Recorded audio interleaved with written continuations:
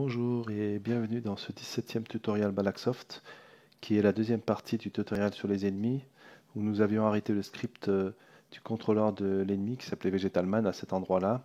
Pour l'instant on n'avait encore rien fait si ce n'est créer les variables et les constantes qui vont être utilisées pour la gestion de l'ennemi. Donc on va reprendre là où on en était.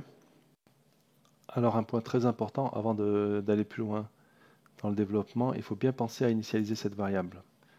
Ici, dans Unity, vous voyez, la variable apparaît là puisqu'elle est en public, mais elle est vide.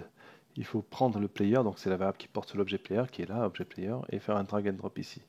Voilà, ça c'est une étape importante à faire, donc on va le faire maintenant. Je reviens ici, on va pouvoir continuer. Donc ce qu'il faut déjà dans le start, c'est avoir accès à myVegetalMan. Donc pour ça, je fais myVegetalMan anim égale, donc je cherche un composant de type animator, je fais un cast, getComponent, type animator, voilà. Donc là, il y en a un seul, de toute façon, puisque mon script est déjà dans l'objet. Donc je suis sûr de récupérer le bon. Je vais quand même vérifier qu'il n'est pas égal à nul. S'il est égal à nul, je vais mettre un petit debug log, juste pour voir qu'en fait, il y a un souci. Erreur pour retrouver l'animation. Voilà. Donc maintenant, je vais pouvoir créer dans void update le nécessaire pour gérer mon objet. Donc pour ça, je vais avoir déjà besoin de calculer la distance entre mon objet et la target. Donc on va utiliser une variable de type float distance et on va créer aussi une variable qu'on va appeler target. Donc on va faire transform target qui va être égal à la cible. Donc la cible c'est qui? C'est mon player. Donc c'est myPlayerObject.transform. Voilà, donc là on a un objet de type transform qui correspond au player. Donc la distance se calcule assez facilement avec Unity puisqu'il nous fournit une méthode dans la classe vector 3D qui s'appelle distance tout simplement, hein, à laquelle on fournit le vecteur. Vous voyez deux vecteurs, vecteur 3A, vecteur 3B, donc ça c'est la target, ça c'est la source, donc ma target c'est target hein, tout simplement, point position puisque c'est des vecteurs position, moins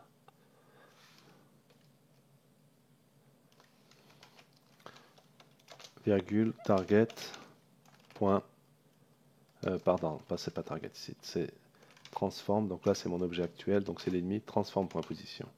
Voilà, donc ça donne la distance entre la position de la target et la position actuelle donc de mon objet. Maintenant on va pouvoir faire le test sur cette distance. Donc on a trois cas. La distance est inférieure à la distance de contact. Distance, contact. Je vais tous les écrire, hein, comme ça sera plus simple. Sinon, la distance est inférieure à la distance de détection. Je pars du plus petit vers le plus grand. Hein. Sinon, mais le dernier cas, c'est la distance est au-delà.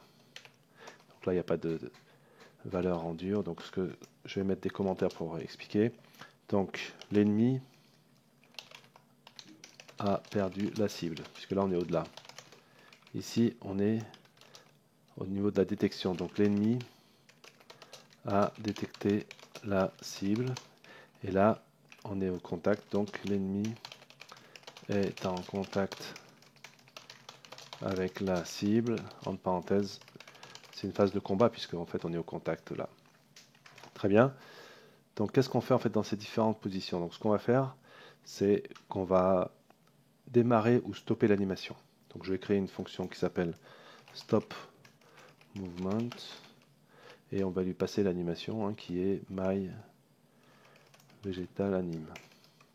Donc stop movement, c'est une fonction qui n'existe pas, que je vais créer ici en privé. Private void stop movement et en paramètre on a l'animator anim. Je vais l'appeler comme ça. Voilà. Donc qu'est-ce qu'on fait stop animation? Ben, c'est très simple en fait. Hein. On appelle anim.setInteger et on stop en mettant un 0. Vous vous rappelez, hein, dans l'animator, on avait créé une valeur état qui pouvait être à 0 ou 1. 0 c'était le repos. Je peux le remontrer ici. Hein. L'animator il est là. Voilà. Donc ici on est au repos. Et quand on passe ici, égal 1, on passe en marche. On revient ici, égal 0. Voilà. Donc stop movement, ça permet d'arrêter le joueur. Donc si on a On est en contact, on arrête. Après, là, on démarre une phase de combat. Il faudra faire du développement là, pour ça. Et si on est au-delà, donc l'ennemi a été perdu, pareil, on arrête. Puisqu'en fait, l'ennemi ne va pas courir dans le vide, il a perdu la cible. Donc, il s'arrête de marcher. Très bien. Je vais rajouter aussi quand même des traces pour savoir où on en est, sinon ça va être compliqué de comprendre. On va mettre un debug log. Ici, entre parenthèses, ennemi. Non, pas cible, allez, cible au contact. Et entre parenthèses, je vais mettre la distance, comme ça on saura où on est, plus distance, puisqu'on a la valeur, plus. Voilà. Donc là, l'ennemi autocontact. Là, l'ennemi a été détecté, donc je mets cible détectée. Enfin, quand je dis l'ennemi, hein, là je me place au niveau de l'ennemi, donc en fait c'est le player, hein, l'ennemi. Ici c'est cible perdue. Cible détectée. Voilà. Donc il me reste cette partie à faire, ce qui n'est pas le plus simple. Donc qu'est-ce qu'on fait ici quand on a détecté la cible? Eh bien on se tourne vers la cible et on se déplace vers la cible. Donc je vais faire ça avec des fonctions, ça serait très simple. Se tourner vers la cible. Je vais mettre ça en anglais. Turn toward target. Ensuite, se déplacer vers la cible. Move toward target. Donc move toward target, en fait, c'est démarrer l'animation finalement, hein, puisqu'en fait on a une animation qui correspond à un déplacement. Donc je vais lui passer l'objet animation. Hop. Donc je vais créer cette fonction qui n'existe pas. Private void move toward target. En paramètre, il y a un animator. On va l'appeler anim aussi, hein, pour ne pas changer. Voilà. Et là, qu'est-ce que je fais? Eh bien, tout simplement, je refais la même chose qu'ici, à part que je le mets en mouvement. Donc c'est la valeur 1. Très bien. Il me reste que le dernier cas, donc turn toward target, qui n'existe pas. Donc ça, private void turn toward target. Donc qu'est-ce qu'on va passer? Alors, se tourner vers une cible, ça va se faire avec les transforms, donc le positionnement de la cible et de la source. Donc je vais le faire comme ça, transform. On va commencer par la source et transform target.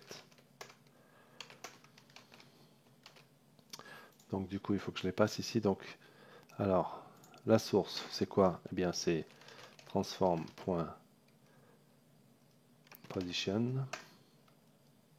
Non, pas du tout, il n'y a pas de position puisque je passe la transform. Donc c'est transform tout court. Et là, target, ben, c'est target tout court.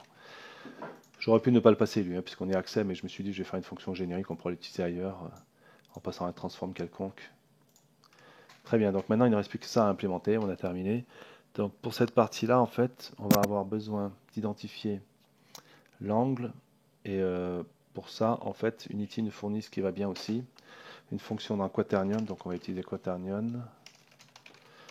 Je vais l'appeler quat par exemple.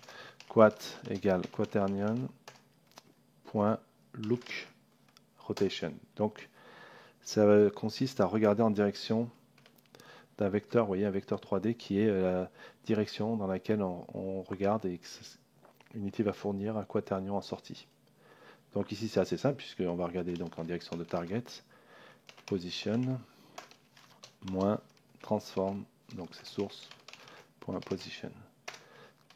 On fait donc le vecteur qui part de la target vers la source, ce vecteur-là, bien c'est la position de la target moins la position de la source.